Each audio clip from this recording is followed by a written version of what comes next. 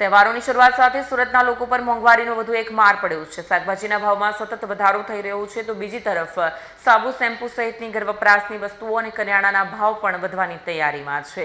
તહેવારોના સમયમાં જ વધતી મોંઘવારીના કારણે ગરીબ અને મધ્યમ વર્ગના પરિવારનું બજેટ ખોરવાવાની ભીતિ છે। શ્રાવણ માસની શરૂઆત થઈ ચૂકી છે અને હવે એક પછી એક તહેવારો પણ આવી રહ્યા છે, પરંતુ તહેવારોની ખુશીઓ વચ્ચે વધતી મોંઘવારી ચિંતા વધારી રહી છે। સુરતના બજારોમાં છેલ્લા કેટલાક દિવસોથી શાકભાજીના ભાવમાં સતત વધારો જોવા મળી રહ્યો છે। ખાસ કરીને ભારે વરસાદને કારણે શાકભાજીની આવક પર સીધી અસર પડી છે। સુરત એપીએમસીના ડિરેક્ટર બાબુ શેખના જણાવ્યા પ્રમાણે જુલાઈના અંતમાં દક્ષિણ ગુજરાત ઉપરાંત મહારાષ્ટ્રમાં પણ ભારે વરસાદ થયો હતો। સુરત એપીએમસીમાં શાકભાજીની મોટી આવક કયા વિસ્તારોમાંથી થાય છે। ભારે વરસાદને કારણે ખેતરોમાં પાણી ભરાઈ જતાં તૈયાર પાક સામે લણી શકાયો નથી। પાણી ભરાવાથી પાકને નુકસાન થયું છે, પરિણામે બજારમાં શાકભાજીની આવક ઘટી છે। માત્ર પાકને જ નહીં પરંતુ ભારે વરસાદે ટ્રાન્સપોર્ટેશનને પણ અસર પહોંચાડી છે। હાલ ભાવ વધારો એકસાથે ખૂબ મોટો નથી, પરંતુ જો ફરી ભારે વરસાદ થાય અને શાકભાજીની આવક પર અસર થાય ચાલુ રહે તો આગામી દિવસોમાં ભાવ વધવાની શક્યતા ખરી। કેટલીક મોટી કંપનીઓએ પોતાની પ્રોડક્ટના ભાવ વધારાની જાહેરાત કરી છે, જ્યારે કેટલીક કંપનીઓ, સપ્લાયરો અને હોલસેલરો દ્વારા પણ અનેક વસ્તુઓના ભાવમાં ધીમે ધીમે વધારો શરૂ થયો હોવાનું સામે આવ્યું છે। કેમેરામેન હકીમ શેખ સાથે વસીમ હાસમીનો રિપોર્ટ, આઝાદ ન્યૂઝ, સુરત। બાબુભાઈ શેખ, શાકભાજીના જથ્થાબંધ વેપારી, સરદાર માર્કેટ, સુરત।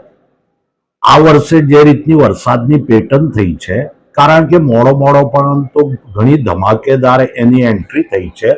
ભારે વરસાદ પડવાના કારણે ખેડૂતોના જે શાકભાજીનું ઉત્પાદન કરે છે એવા ખેડૂતોના ખેતરોમાં પાણી ભરાઈ રહેવાના કારણે અને ખાસ કરીને પાણીમાં જે શાકભાજી ટકી નથી શકતી એવી શાકભાજીઓમાં અત્યારે ઘણો ભાવ વધારો થયો છે। એમાં ખાસ કરીને તુવેર સિંગ, ચોળી, ટિંડોળા, લીંબુ, ગુવાર આ શાકભાજીઓ વરસાદના પાણીમાં ન ટકી શકે એટલે ખેડૂતોને પણ મોટો નુકસાન થયો છે। સાથે સાથે અમારી માર્કેટમાં પણ આવકમાં ઘટાડો થયો છે।